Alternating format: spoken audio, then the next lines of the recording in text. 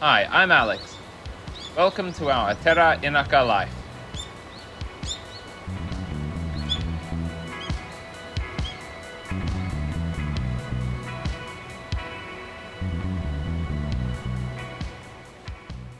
Hey everyone, this is the last part of my series on living in Japan to escape crazy housing markets. This time I cover things you need to really be okay with before you commit to the move, what life is like after moving into your new Inaka house, and long-term considerations. Again, everything here is just opinion based on my experience and what I've seen, but I'm sure it will be helpful if you're considering your options like moving to the countryside in Japan. If you're interested in learning more about your options and even trying to live or rent somewhere for a bit, take a look at the Facebook page that I'll put on the screen somewhere, or look for not-for-profit groups like the Okumikawa Kurashitai group that we use to find this place here. Thinking about jobs, there's an obvious benefit for people who can work remotely in this kind of situation.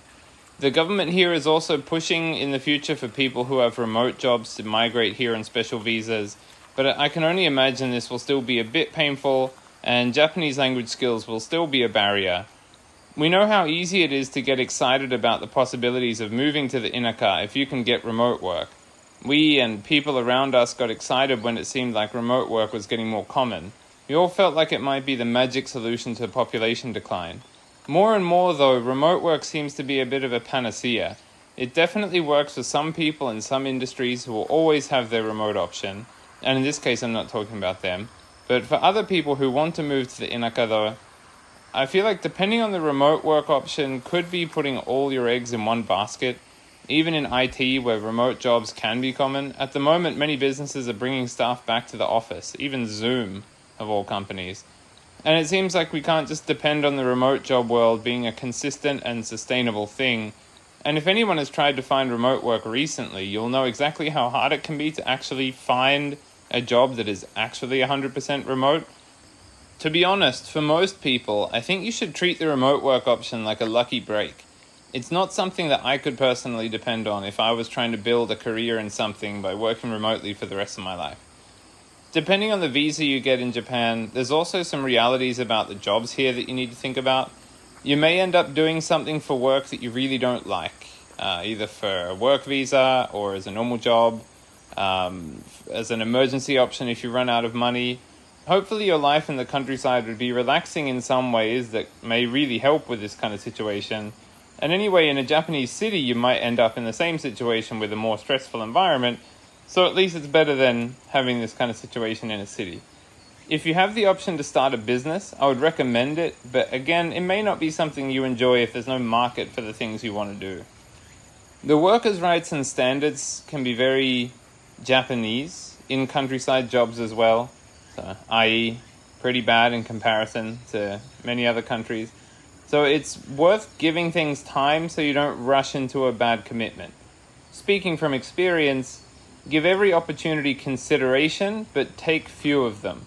There are many details about jobs that you won't find out until you either work there or give it time to let more detail come out naturally. Job descriptions are often vague because the job is actually often vague, unlike the HR tricks in Western countries. It means that especially in full-time positions, you're kind of joining a small private army where many people do many things, often working harder, not smarter. This traditional way of working often isn't questioned by anyone, even when it doesn't make sense. Of course, there's exceptions to this, and sometimes teams of people will be really amazing and, you might not mind working there, but this is all why you need to give things time and proper consideration before committing to anything. If you're looking for a well-paying office job, that's going to be pretty difficult outside of the cities, and you'll need near-native Japanese for that.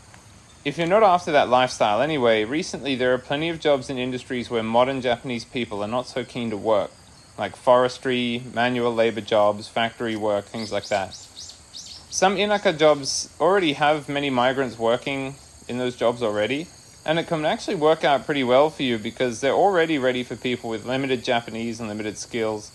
Many of these jobs are commitments like any other full-time Japanese job, but there are some flexible options recently, like picking jobs on farms where you can work day to day, And for example, locally there's a sawmill that desperately needs staff, so they'll even consider part-time workers. In the countryside, most jobs don't pay as well as you'd think, but this is usually okay because the cost of living can be so much lower. But if you're planning your future around money in the way that the baby boomers were able to do, it won't really work out for these kinds of jobs. It's also not a place to expect that you can get rich quick. You'll need to think about how much work you can do while settling in as well. As some houses need a lot of work, you need to think if you can do anything while working full-time in a new job in a new country. Some people rent houses while repairing a place that they've bought for a couple of years. Some people move right in and take a few months doing hardcore DIY. Some do it bit by bit. You'll need to think about what might work for your situation and the house you're interested in. While it's not super cheap, it was pretty easy for us to get our things and our cat sent to Japan when we moved. It's actually easier and cheaper to move things to Japan than to Australia for some reason. We used a company that specializes in people moving to Japan, including Japanese people going back home, and they handle the customs and tax stuff. We could send 9 big boxes for a couple of $1,000, each box weighing about 20 kilograms. We also sent another box through the normal post, which was pretty expensive. We didn't send any furniture or anything very big because we don't really buy much and we're not that attached to our furniture. But I know if you want to spend a lot, you can actually use a big international removal company, there's many of them, to ship a whole container of your things. I'm sure other countries have similar companies that are cheap for people moving to Japan, but if you don't have this where you are, you'll need to really think about what you want to bring versus how much you want to spend on moving. Another option might be just to go super light and leave lots of things in your home country if you can, and bring things over later on bit by bit. If you really can't bring anything or leave anything, my first Japanese sensei who lived through Tokyo during World War II once said to me that material possessions have little meaning and you can lose all of them and be fine. And it's probably pretty good advice for anyone, really, I guess. It took about 2 months for our boxes to arrive in Japan because they went by sea mail, so we needed to make sure we had things for daily life in the suitcases we brought on the plane with us, or else we just needed to buy things when we arrived. Because we don't own much, we could bring quite a lot of stuff, even a mountain bike, on the planes with us, which was actually very cheap to bring on Jetstar, just a pain in the butt to package properly and carry. I had to sell some things before leaving, which was okay, but I miss the old days before Facebook Marketplace existed and the internet made everything hard to trust. Some things we needed for life here had to be bought just after we arrived, and some things we were given by family and people, and there were even things left behind that we left at my parents-in-law's house that were there from when we lived in Tokyo, and we got them back, and it's all very useful. Overall, when we arrived, we had the most important things, but we still needed to buy or borrow some things to properly live. We were also lucky that our house came with a lot of furniture and some appliances already. We knew we could only use some of those though because they're pretty old. Depending on how much you send and how expensive it is to send things, you can expect to spend a few months organizing sending your things and expecting 2 or so months of sea mail transit time. And after arriving, you'll spend a couple of weeks to months buying what you need to actually live while you wait for the rest of your stuff to arrive. This is why it's important to really plan what you'll actually need and when you'll need it. I'm making the assumption that you've moved somewhere new in your life and experienced settling into a new place in the past.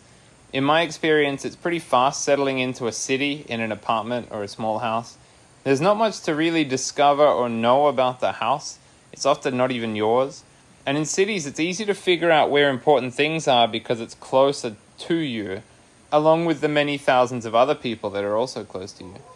Settling into the Japanese countryside takes much longer and is much more of a learning experience compared to any city or suburb place.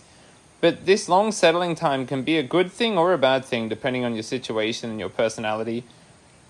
From my experience in this house, I think it's mostly a nice thing that settling in takes such a long time, because you end up with a stronger connection to the place and the people compared to the faster life of cities with more shallow connections to everything. There will be lots to discover, which can be fun or shocking, but spreading this discovery out over time is always nice so it's not so overwhelming. I think you really need to live and learn about a place for at least every season to learn enough to make good decisions about the future. Over time, you learn about what the weather and your house and land does in different situations, and it's likely that your neighbors will help out a lot. But you need that slow trickle of small interactions to really start to learn everything. Especially for renovations or changes to the house or land, unless you're rich, you really need to give it time to get the right priorities and know what should be done first and how you should do it.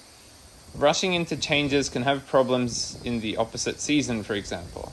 The kinds of things you can do DIY for a Japanese house are kind of wild compared to many other countries, so it's good to learn what actually needs to be done and when it might need to happen.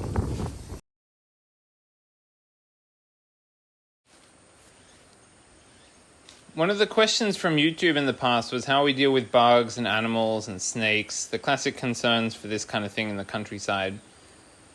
For mosquitoes, I hate mosquitoes, and they're a bit dangerous in a place like this if you aren't careful. I expected there to be tons of them because we're, in the countryside, and we've got rivers on two sides of the property, lots of nature around, and there's some bamboo thickets, and they're famous for mosquitoes. But honestly, I'd say the mosquitoes here are better than Tokyo.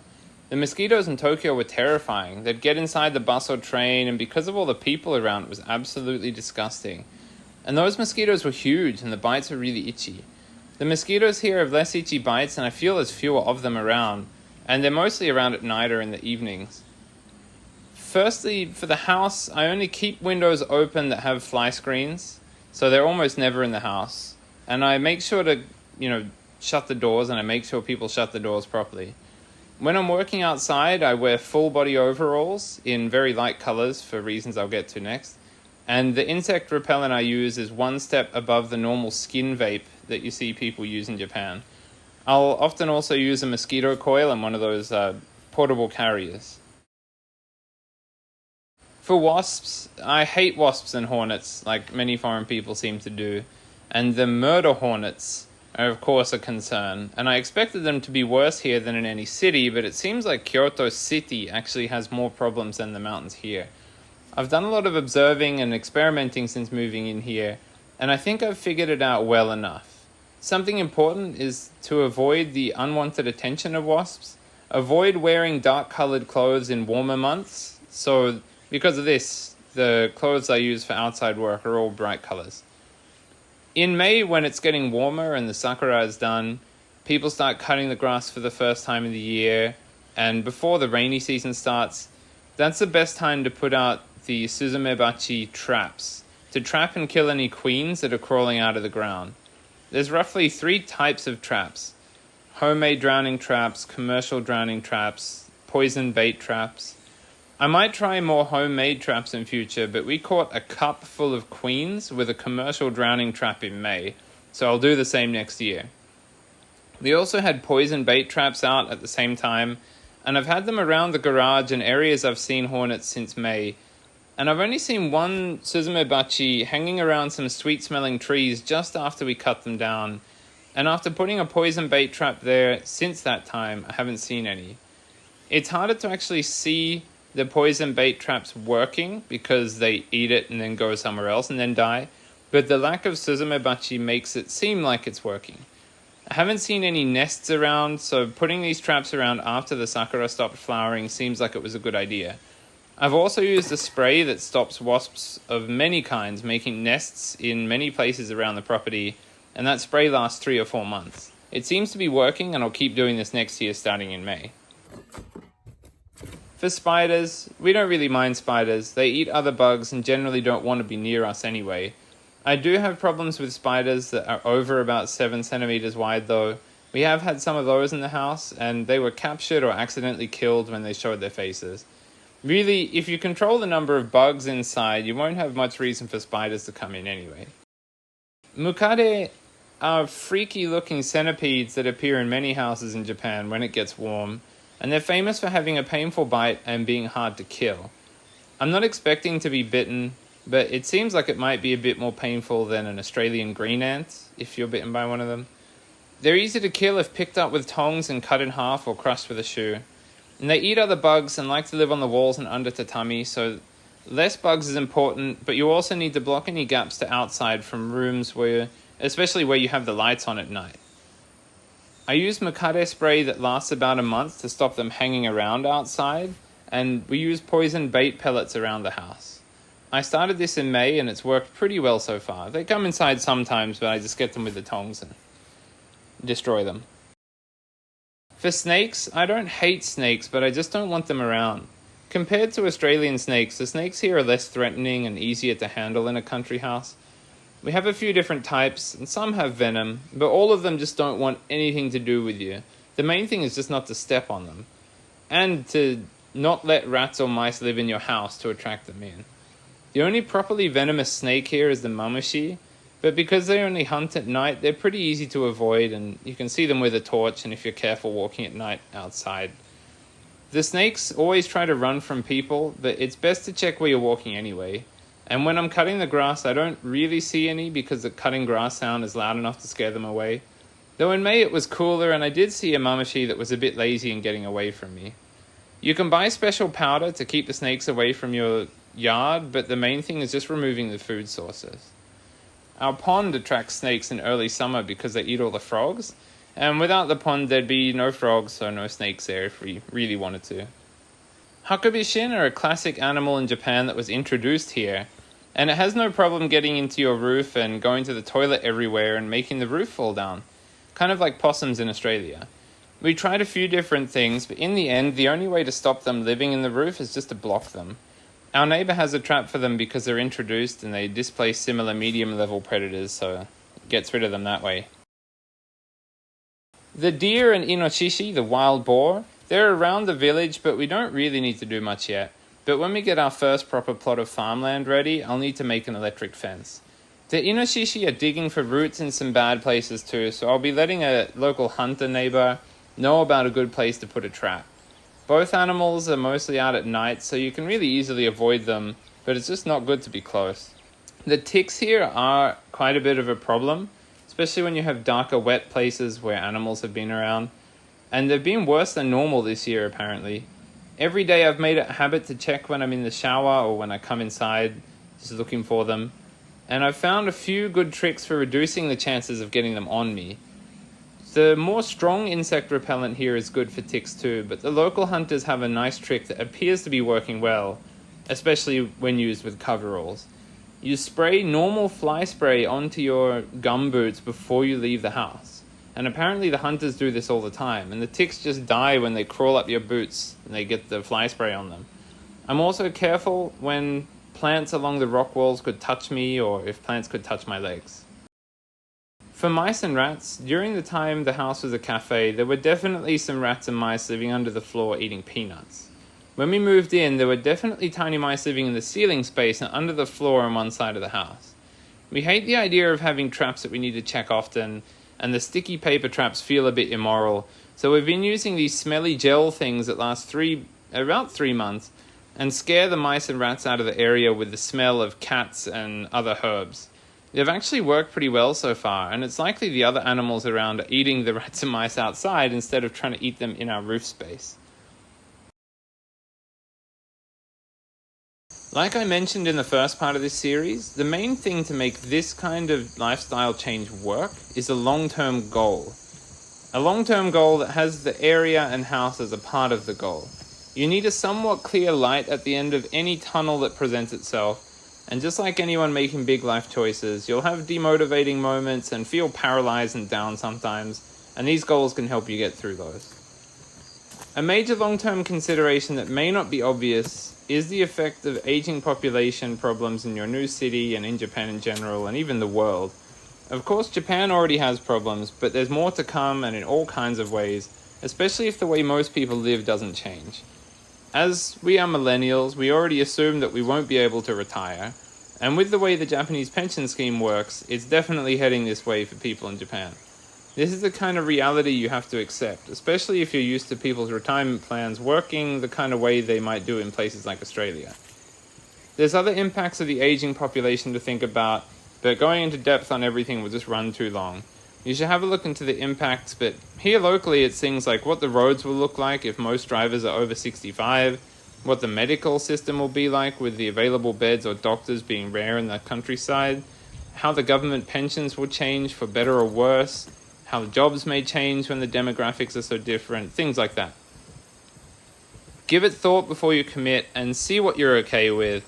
This is making the assumption that you're moving to Japan permanently too.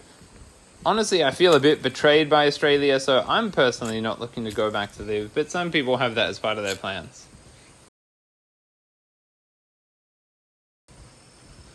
Hopefully you found that interesting and informative, and I hope it gives you some useful things to think about. Many people have made the move before, and many more will in the future, and these people have made all kinds of compromises in various places in their life, but overall for them it's been a huge positive because of all the things that make Inaka life amazing. In the end, these kinds of huge life decisions seem to come down to a spectrum between desire and desperation, but no matter the reason, each person has their own lines to draw and decisions to make. If there's anything I've forgotten or you have any questions, leave a comment. Thanks for watching.